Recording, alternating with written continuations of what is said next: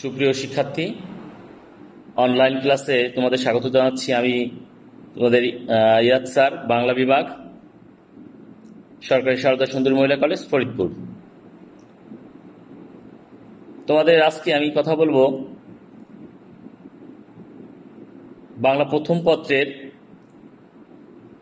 পদ্য অংশের একটি কবিতা।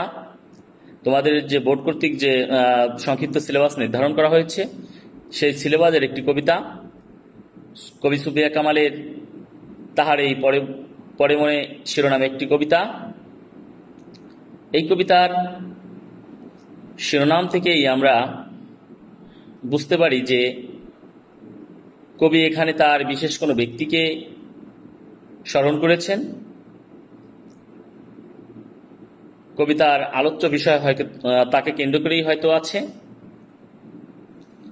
তবে কোনো সাহিত্যকর্মের বিশ্লেষণের পূর্বে সাহিত্যিকের জীবন প্রকৃতি এবং মানুষ দর্শন সম্বন্ধে আমাদের যারা অত্যন্ত বাঞ্ছনীয়, তারই ধারাবাহিকতায় আমরা কবি সুফিয়া কামালের জীবন প্রকৃতি সম্বন্ধে একটু জেনে নেই। সুফিয়া কামাল বাংলাদেশের বিশিষ্ট মহিলা কবি ও নারী আন্দোলনের অন্যতম পথিকৃৎ। তার জন্ম 1911 খ্রিস্টাব্দের 20 জুন বরিশালে। তার পৈতৃক নিবাস কুমিল্লা জেলায়। কবির পিতার নাম সৈয়দ আব্দুল বারী এবং মাতার নাম সাবেরা বেগম। যে সময়কালে সুফিয়া কামালের জন্ম, তখন বাঙালি মুসলমান নারীদের কাটাতে হতো গৃহবন্দী জীবন। স্কুল কলেজে পড়ার কোনো সুযোগ তাদের ছিল না। ওই বিরুদ্ধ পরিবেশে সুফিয়া কামালের প্রাতিষ্ঠানিক শিক্ষার সুযোগ তিনি হয়তো পাননি। পারিবারিক নানা উত্থান পতনের মধ্য দিয়ে তিনি স্বশিক্ষায় শিক্ষিত হয়েছেন। তারই মধ্যে তিনি বাংলা ভাষা ও সাহিত্য চর্চায় নিজেকে আত্মনিয়োজিত করেছেন। পরবর্তীকালে সাহিত্য সাধনা ও নারী আন্দোলনের ব্রতী তিনি গ্রহণ করেছিলেন। শুধু কবি হিসেবেই তিনি সমধিক খ্যাতি অর্জন করেননি, তিনি জননীর সম্ভাষণেও তিনি ভূষিত হয়েছিলেন। সুফিয়া কামালের উল্লেখযোগ্য কাব্যগ্রন্থগুলো হচ্ছে সাজের মায়া, মায়া কাজল, কেয়ার কাটা, উদাত্ত পৃথিবী, অন্যান্য।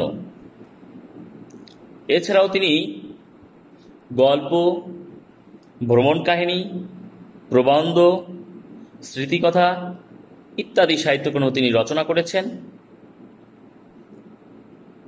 কবি স্বীকৃতিস্বরূপ বাংলা একাডেমি পুরস্কার, 21 পদক, নাসিরউদ্দিন সাহিত্য স্বর্ণ পুরস্কার, স্বর্ণপদক সহ বিভিন্ন পদকে তিনি ভূষিত হয়েছেন।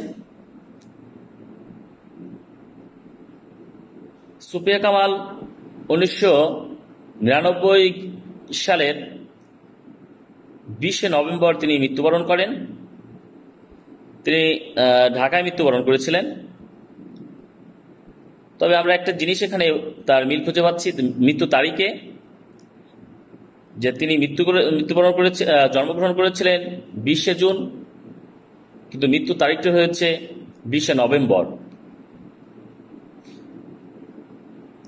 যাই হোক, আমরা এখন আমাদের যে কবিতার মূল পাঠ, মূল বিষয়, সেদিকে চলে যাচ্ছি। কবিতার প্রথম যে লাইন, যে চরণ দিয়ে শুরু হয়েছে, সেখানে কি একটি কবিকে সম্বোধন করে আরেকটি কথা বলে নেওয়া দরকার, যে আলোচ্য যে কবিতাটি আমাদের আলোচনা করা হচ্ছে, এই কবিতাটি একটি সংলাপ নির্ভর কবিতা, যেখানে একজন কবি ভক্ত এবং কবির মধ্যে কথোপকথন হচ্ছে। প্রথম বাক্যটি গিয়ে দেখা যাচ্ছে কবি ভক্ত কবিকে সম্বোধন করে কিছু প্রশ্ন করছেন। তার প্রথম চরণটি হচ্ছে এরকম: হে কবি, নীরব কেন? ফাগুন যে এসেছে ধরায়, বসন্তে বড়িয়া তুমি লবে না কি তব বন্দনায়। এখানে ধরার শব্দটি হচ্ছে পৃথিবী।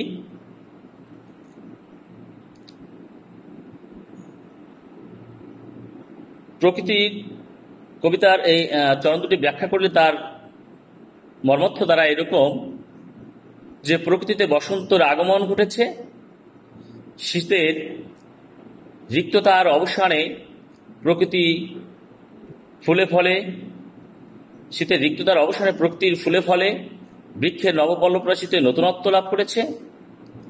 অথচ কবি আজ বড়ই আনমনা। বসন্তের বরণ করার জন্য কবি কোনো গান বা কবিতা তিনি রচনা করছেন না। এতে কবি ভক্ত বিস্মিত এবং কবিকে জিজ্ঞাসা করছে কবির এই নীরবতার কারণ সম্পর্কে। কবির প্রতি কবি ভক্তের জিজ্ঞাসার বসন্তের নব নব গান ও কবিতার কবি কি বরণ করে নেবে না? এই নানা প্রশ্নে তিনি কবিকে জর্জরিত করেছেন। পরের বাক্যটি হচ্ছে কবি তার ভক্তের জবাব দেওয়ার জন্য, তার উত্তর দেওয়ার জন্য তিনি মলিন বদনে তার ঘুম ঘুম কণ্ঠ থেকে, তিনি ঘুম নিদ্রাচ্ছন্ন থেকে একটু জাগ্রত হচ্ছেন। কহিল সে স্নিগ্ধ আখি তুলি, দক্ষিণে দোয়ারে গেছে ফুলি, বাতাবি নেবুর ফুল ফুটেছে কি আমের মুকুল, দক্ষিণা সমীর তার গন্ধে গন্ধে হয়েছে কি অধীর আকুল। এখানে স্নিগ্ধ হচ্ছে মায়াচরিত, স্নিগ্ধ আখি হচ্ছে মায়াজনিত চোখ, আর মুকুল শব্দের অর্থ আমের মুকুল হচ্ছে আমের যে আমাদের আঞ্চলিক ভাষায় যে বোল বলি, আমের বোল কিংবা আমের ফুল যাই বলি। আকুল শব্দের অর্থ ব্যগ্র বা উৎসুক। কবি ভক্তের কাছে জানতে চাচ্ছে দক্ষিণা বাতাস বইতে শুরু করেছে কিনা। কবির আরো জিজ্ঞাসা, বাতাবি লেবুর ফুল আমের মুকুল ফুটেছে কিনা। দক্ষিণা বাতাস ফুলের গন্ধ বিলাচ্ছে কিনা। লক্ষণীয় প্রকৃতিতে বসন্ত আসলে কবি যে তা প্রত্যক্ষ করেনি, তার কথনে সে কথাই প্রকাশ পেয়েছে। মূলত প্রিয়জন হারানোর কারণে কবির মন নিরাসক্ত, তাই বসন্তের প্রতি উদাসীনতা বশত তিনি প্রকৃতির বসন্তের আগমন খেয়াল করেননি।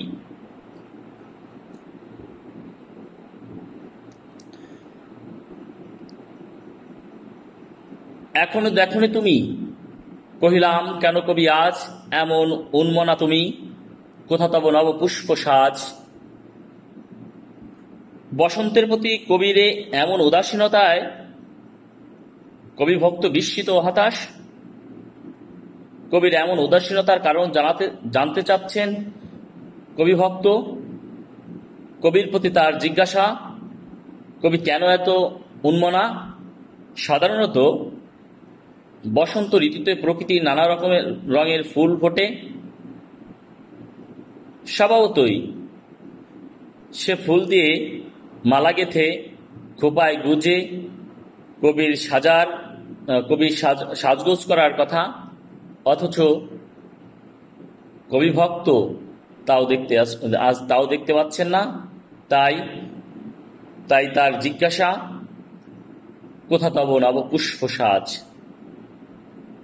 কবিকে জিজ্ঞাসা করছেন তোমার সেই নব ফুল দ্বারা সাজার সেই দৃশ্য কই।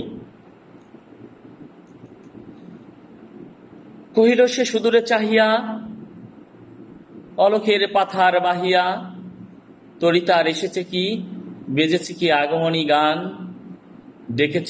দেখেছে কি সে আমারে, শুনি নাই রাখিনি সন্ধান। এখানে অলখ হচ্ছে অলক্ষ বা দৃষ্টির অগোচরে। পাথার শব্দের অর্থ হচ্ছে সমুদ্র। আলোচ্য চরণ কয়েকটির বিশ্লেষণ করলে তার অর্থ এরকম: কবি উদাসীনভাবে জানতে চাচ্ছেন বসন্তের বসন্তের বসন্তবরণ বসন্তবনের তরী সীমাহীন সমুদ্র পার হয়ে এসেছে। বসন্তের আগমনী বার্তা বেজেছে কিনা, কারণ বসন্তের আগমন বার্তা প্রকৃতির অনুষঙ্গের মধ্যে প্রকাশ পায়। কবি জানতে চাচ্ছে বসন্ত তারে ডেকেছে কিনা। কবি পরক্ষণে আবার জানতে চাচ্ছেন যে বসন্ত ডাকলেও তিনি শোনেননি, সন্ধানও রাখেননি। কহিলাম ওগো কবি, রচিয়া লও না আজ গীতি, বসন্ত বন্দনা তব কণ্ঠে শুনি এমোর মিনতি। আমি চরণ করে আরেকবার পড়ছি। কহিলাম ওগো কবি, রচিয়া লও না আজ গীতি, বসন্ত বন্দনা তব কণ্ঠে শুনি এমোর মিনতি। কবি ভক্ত কবির কাছে বিনীত অনুরোধ জানাচ্ছেন কবিতা ও গানে গানে বসন্তে বরণ করে নিতে। বসন্ত গীত কবির কণ্ঠে শোনার জন্য কবি ভক্তের মধ্যে এক ধরনের আকুলতা তৈরি হয়েছে। তাই কবির প্রতি কবি ভক্তের এই আকুতি মিনতি।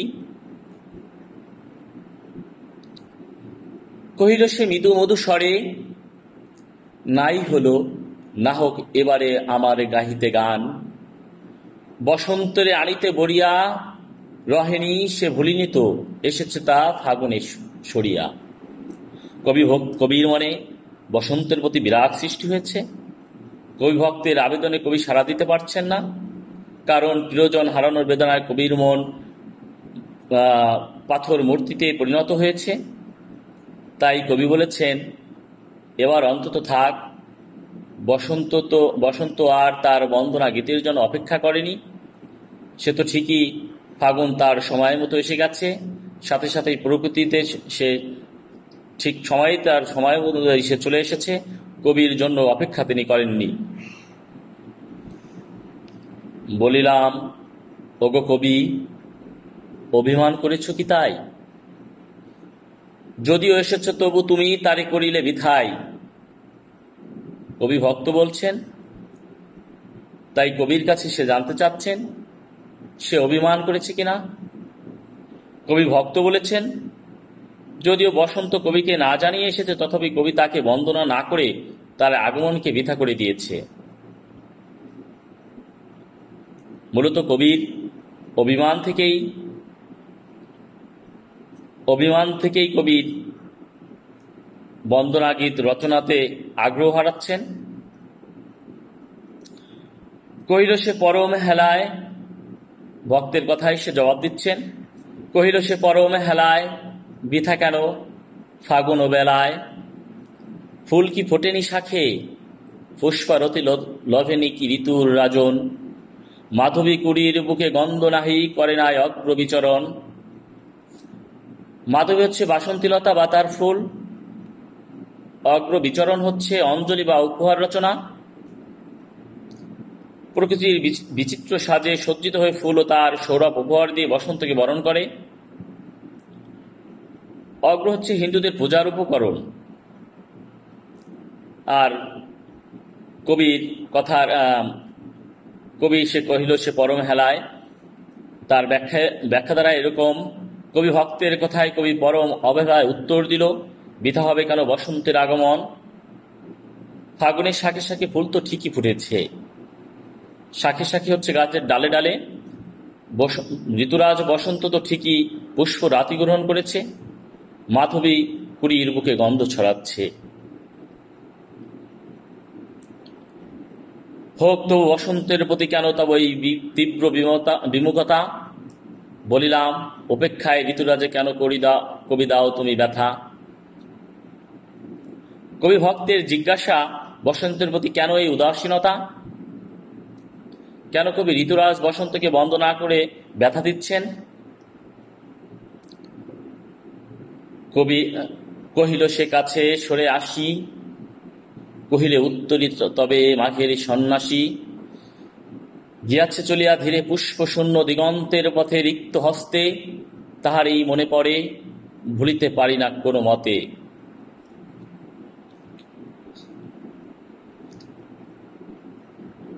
চারিদিকে গাছের পাতা ও ফুল ঝরে পড়ে। কবি জানাচ্ছেন, কুয়াশায় চাদর পড়ে মানুষের মাঘের শীত শূন্য শূন্য হাতে পুষ্প শূন্য দিগন্তের পথে চলে গেছে। শীত ঋতুতে চারিদিকে গাছের পাতা ও ফুল ঝরে পড়ে। প্রকৃতিতে নেমে আসা শূন্যতার রিক্ততা নেমে আসে, শূন্যতার রিক্ততা। শীত এভাবে সবকিছু শূন্য করে দিয়ে নিজেও রিক্ত হস্তে বিদায় নিয়েছে। কবি শীতের রিক্ত হস্তে বিদায়কে কোনো মতেই ভুলতে পারছেন না। মূলত এখানে কবির ব্যক্তি জীবনের দুঃখময় ঘটনা ছায়াপথ লক্ষণীয়। কবির কাব্য সাধনার প্রেরণা পুরুষ সৈয়দ নেহাল হোসেন কবির যৌবনে যিনি বিদায় নিয়েছেন। এই নেহাল হোসেন হচ্ছেন কবির স্বামী। রিক্ত হস্তে শীতের বিদায় বলতে কবি তার স্বামীর বিদায়কে বুঝিয়েছেন। কবি তার স্বামীর এই বিদায়কে মেনে নিতে পারছেন না। তাই প্রকৃতিতে বসন্ত এলো তা কবির মনে সারা জাগাতে ব্যর্থ। তার হৃদয় মন জুড়ে কেবল তার স্বামী হারানোর বেদনায় ভারাক্রান্ত।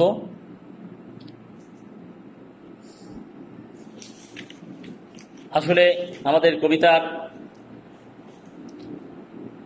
যে লাইনগুলো, চরণগুলো, তার চরণ প্রতিটির আলোচনার ব্যাখ্যা এরকমই দাঁড়ায়।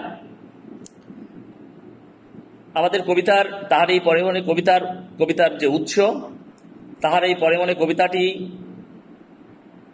1935 খ্রিস্টাব্দে মাসিক মোহাম্মদী পত্রিকায় প্রকাশিত হয়।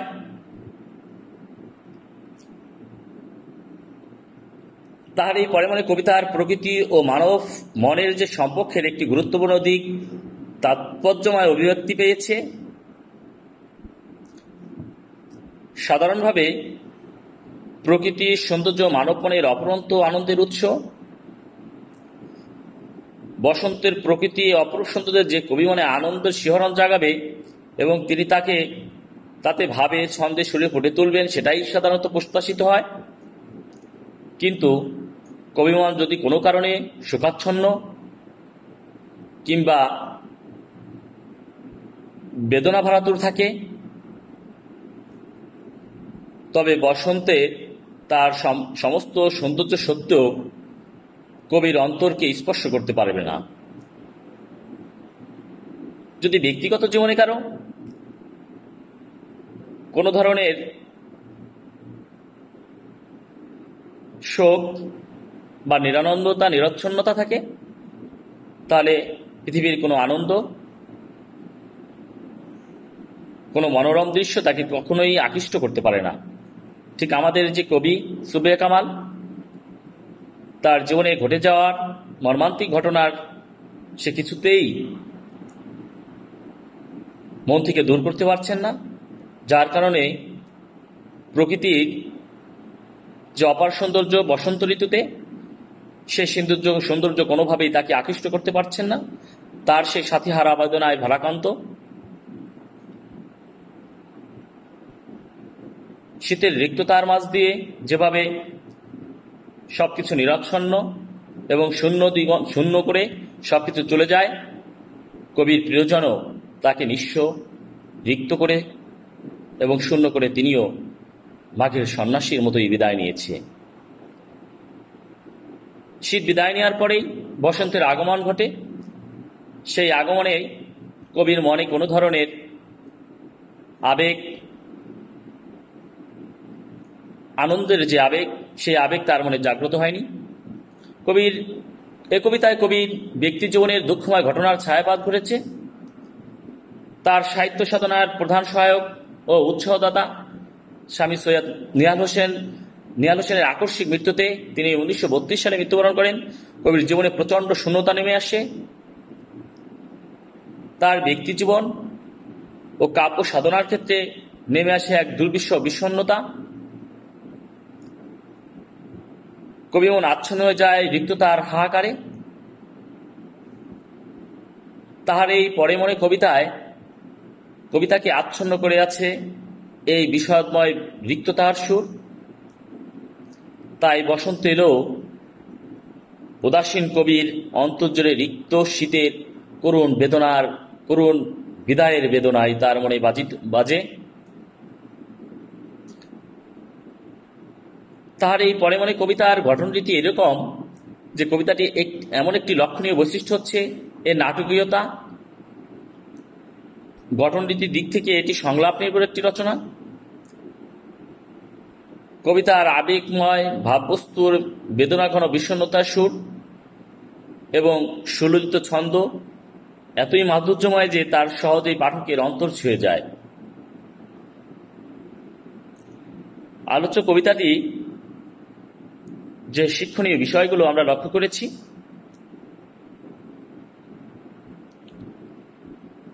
সেসব বিষয়গুলো হচ্ছে যে প্রকৃতির সাথে মানব মনের যে একটা সম্পর্ক, এই প্রকৃতি আর মানব মনের যে একটা সম্পর্ক, সেই দিকটি এখানে উন্মোচিত হয়েছে। শীতের রিক্ততার সাথে মানুষের প্রস্থানের একটি সম্পর্ক এখানে আমরা দেখতে পাচ্ছি। এবং কবির প্রিয়জন হারানোর যে বেদনা, শুধু কবির নয়, প্রত্যেকের ব্যক্তিগত জীবনের যে প্রিয়জন হারানোর যে বেদনা, সেই বেদনার একটি করুণ মূর্তি এখানে প্রকাশিত হয়েছে, যা প্রত্যেকটি মানুষের যে ব্যক্তিগত জীবনে তাকে স্পর্শ করেছে। এবং প্রিয়জনের স্মৃতি রোমন্থন। স্মৃতি সবসময় বেদনা দেয়, আর যদি সেটা হয় বিষাদময় স্মৃতি।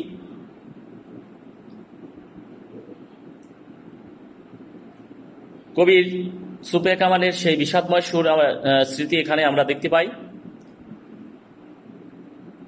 তার স্বামী নেহাল হোসেনের হারানোর যে বেদনা তার মনে ভারাক্রান্ত, এবং বসন্তের স্তুতি। বাংলাদেশের যে ষড়ঋতু, সেই ষড়ঋতুর একটি হচ্ছে ঋতুরাজ হচ্ছে বসন্ত। বসন্ত সব ঋতু বিবেচনায় অত্যন্ত আকর্ষিত একটি ঋতু। এই ঋতুর প্রশংসা এবং বন্দনা আমরা আলোচ্য কবিতায় দেখতে পাই। এবং অপার সৌন্দর্যের মহিমা, আমাদের প্রকৃতির রূপ বৈচিত্র্যের যে বর্ণনা, সেই প্রকৃতিকে এখানে উপস্থাপন করা হয়েছে। এবং সেই প্রকৃতির মাধ্যমেই কবিতার ব্যক্তিগত জীবনকে শিল্পীর পত্রে তিনি উপস্থাপন করেছেন।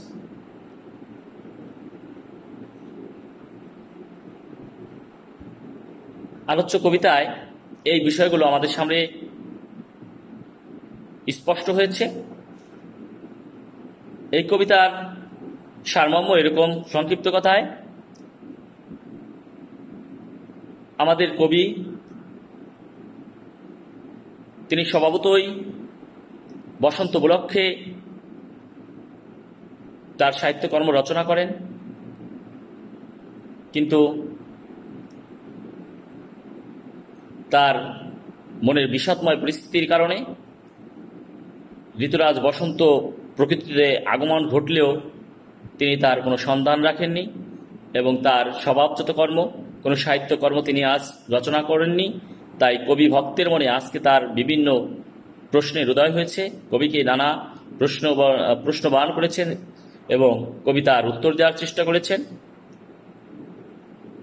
এবং শেষের বাণীতে তা প্রতীয়মান হয়েছে আমাদের কাছে যে কবির মন আজকে বিষাদে ভারাক্রান্ত, যার কারণে প্রকৃতি তাকে স্পর্শ করতে পারেনি, প্রকৃতির কোনো আনন্দই তাকে স্পর্শ করতে পারেনি, যার কারণে তিনি তার সাহিত্যকর্ম, তিনি তার যে স্বভাবজাত বৈশিষ্ট্য, সেই বৈশিষ্ট্য তিনি প্রকাশ করতে পারেননি। তো আমাদের আজকের এই কবিতা এখানেই শেষ হচ্ছে, কবিতার ক্লাস। পরবর্তীতে আবার কথা হবে। সে পর্যন্ত তোমরা ভালো থাকো। আল্লাহ হাফিজ।